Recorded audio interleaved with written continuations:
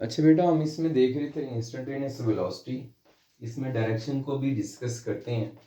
अगर एंगल हमारे पास 0 डिग्री से 90 डिग्री है, यानी ये 0 से 90 है, तो जो प्रोजेक्शन n होगा उसकी जो डायरेक्शन होगी वो यहाँ से होगी, O से D की तरफ होगी। ठीक है।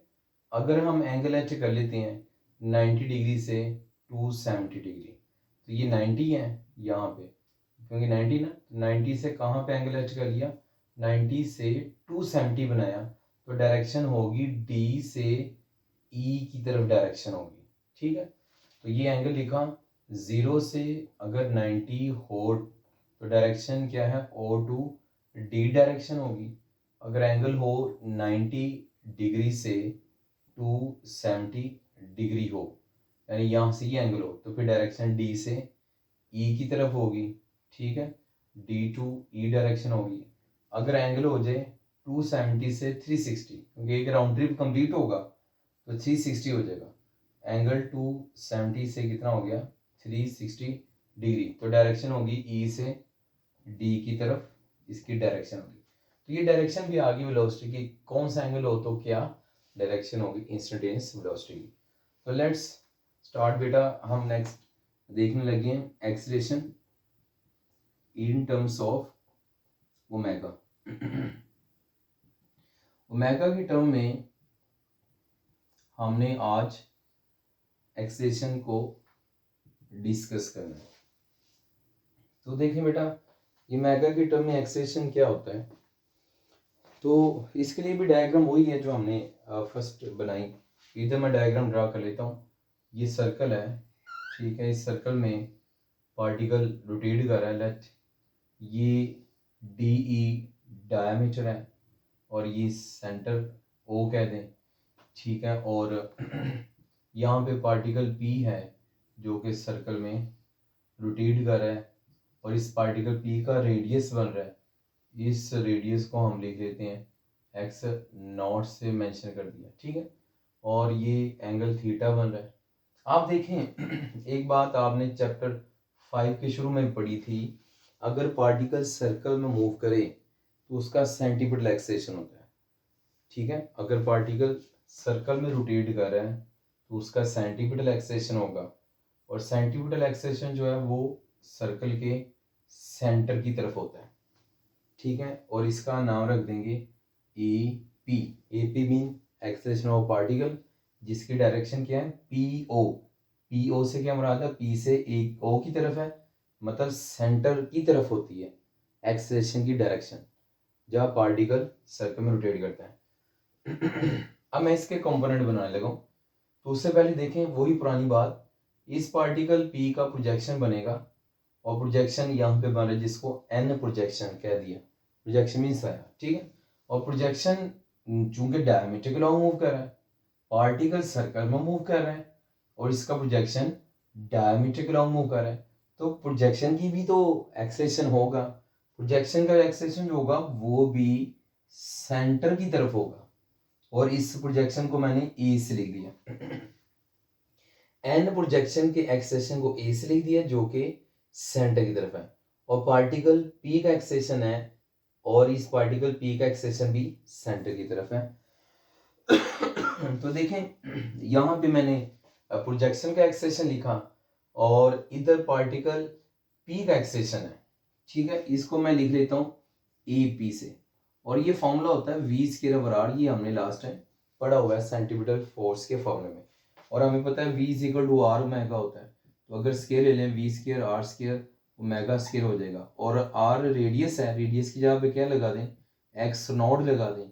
रेडियस की जगह पे हमने एक्स नॉट लगा दिया, ये वैल्यू आप अगर इधर पुट कर दें तो ये आ जाएगा A P is equal to V square की जगह पे क्या आ जाएगा, X not square omega divided by X की जगह पे क्या आ जाएगा, रेडियस है, रेडियस को एक्स नॉट से लिखा हुआ है, ये स्क्वायर में से 1 एक्स नॉट कैंसिल हो जाएगा, तो ये क्या आ गया, A P is equal to X not omega.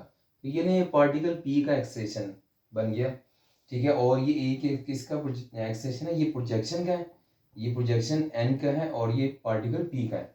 अब एक बात और देखें डायग्राम से, वो ये पार्टिकल जब रोटेट कर रहा है सर्कल में, पार्टिकल का एक्सेशन सेंटर की तरफ है। इस एक्सेशन के दो कंपोनेंट्स मैं ड्रा करने जा रहा हूँ और इस कंपोनेंट्स को मैं यहाँ पे रेड कलर में शो कर देता हूँ।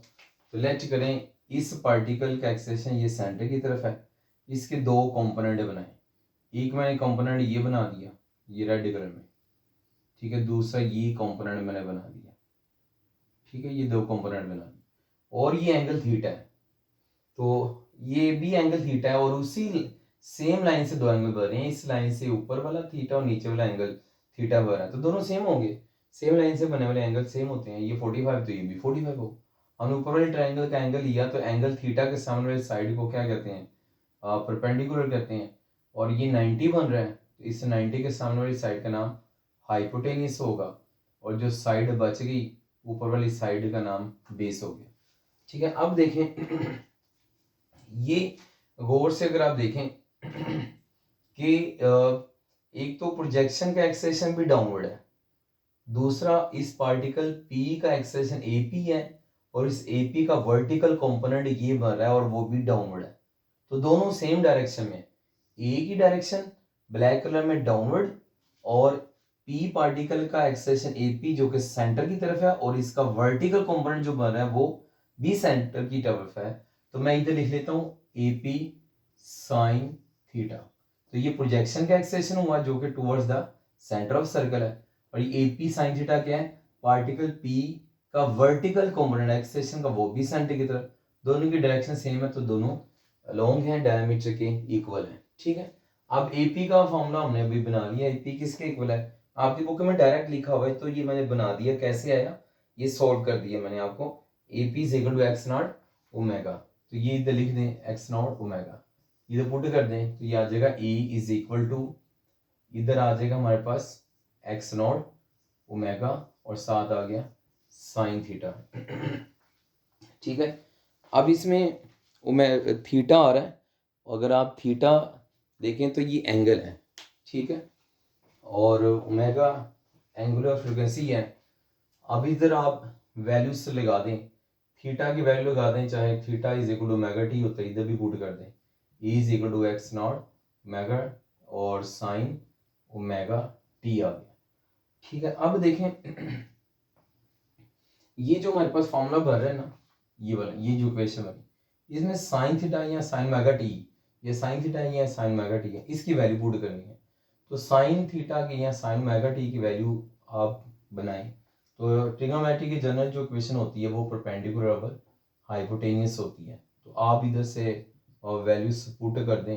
परपेंडिकुलर क्या आ रहा है, परपेंडिकुलर साइड ये वाली आ रही है और इन टर्म्स ऑफ डिस्टेंस लिखें, तो ये प्रोजेक्शन का डिस्टेंस को हम किससे लिखते होते हैं, एक्स से लिखते हुए हैं। तो प्रोजेक्शन का डिस्टेंस ये क्या बन गया एक्स, ठीक है। और हाइपोटेनियस ये है और हाइपोटेनियस को एक्स नॉट मैक्सिमम डिस्प्लेसमेंट से लिखते हैं, ठीक है। इसको आप ऐसे करें, यहाँ आप पुट कर दें इस क्वेश्चन में, साइन ओमेगा टी की ये वैल्यू आ गई क्या, एक्स ओवर एक्स नॉट आ गई। अब इसमें पुट करें एक्स नॉट ओमेगा, इसकी जगह पे आ जाएगा X not over x not, ठीक है, ये वैल्यू आ गई। अब इसमें देखें एक्स नॉट सेम हो गया, ये कैंसिल हो जाएगा। बाकी क्या बचा हमारे पास, ओमेगा एक्स बचा, ये हमारे पास से इक्वेशन बन गई। इस इक्वेशन में आप माइनस पुट कर दें। बच्चों माइनस क्यों पुट किया, माइनस से तो ये बता रहा है कि एक्सेशन मेन पोजीशन की तरफ होगा, ठीक है। मतलब ये डायरेक्शन बता रहे हैं, तो डायरेक्शन के लिए मैं इधर वेक्टर फॉर्म एरो लगा लेता हूँ और ये माइनस बता रहे हैं कि ये जो एक्सलेशन है ये हमेशा किसकी तरफ होगा, towards the centre of circle, ठीक है। और डिस्प्लेस दूसरा मतलब ये भी है, नेगेटिव का मतलब ये है कि एक्सलेशन और डिस्प्लेसमेंट दोनों एक दूसरे के ऑपोजिट होंगे डायरेक्शन में, डायरेक्शन में ऑपोजिट है तो वो भी माइनस हमें बता रहा होता है। अगर आप देखना चाहते हैं मीन पोजीशन पे ये क्या होता है, तो मीन पोजीशन पे आप देखें एक्स जीरो होता है, इधर एक्स जीरो लगाएं तो एक्सेशन पे क्या आ जाएगा जीरो। और एक्सट्रीम पोजीशन पे देखें, एक्सट्रीम पोजीशन में X is equal to X not होता है, इधर एक्स नॉट लगाएं तो क्या आ जाएगा E is equal to minus omega और साथ इधर क्या आ जाएगा एक्स नॉट आ जाएगा, एक्स की जगह पे क्या लगा दिया एक्स नॉट लगा दिया, ठीक है। तो ये हमारे पास क्या आ गया मैक्सिमम और ये क्या आ गया जीरो। मीन पे एक्सेशन जीरो होता है और एक्सट्रीम पे एक्सेशन मैक्सिमम होता है, ठीक है। तो देखें वेलोसिटी का ये रिजल्ट ऑपोजिट था। वेलोसिटी जो हमने प्रीवियस बनाई प्रीवियस टॉपिक में, तो मीन पे वेलोसिटी मैक्सिमम थी बट एक्सेलेरेशन इधर जीरो आ रहा है, और एक्सट्रीम पे वेलोसिटी जीरो थी बट यहाँ पे एक्सेलेरेशन मैक्सिमम आ रहा है। ठीक है बेटा, ये लेंगे हमने इंस्टेंटेनियस एक्सेलेरेशन को डिस्कस कर लिया इन टर्म्स ऑफ ओमेगा, मतलब इसके फॉर्मूले में ओमेगा आ रहा है, और ओमेगा फॉर एंगुलर फ्रीक्वेंसी भी होता है। ठीक है बेटा,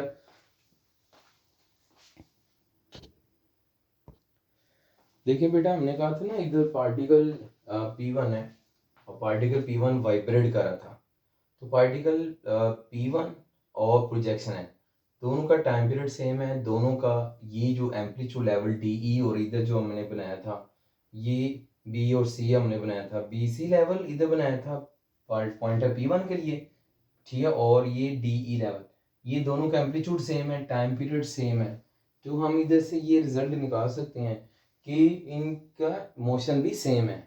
मीन जो प्रोजेक्शन की जैसे मोशन होगी वही इधर जो हमने लास्ट टाइम पॉइंटर P1 बनाया था उसकी मोशन दोनों सेम है, और इनके फॉर्मूले भी दोनों के लिए लगा सकते हैं। जो फॉर्मूला हम प्रोजेक्शन N के लिए लगा सकते हैं वही पॉइंटर P1 के लिए भी एप्लीकेबल है। ठीक है बेटा।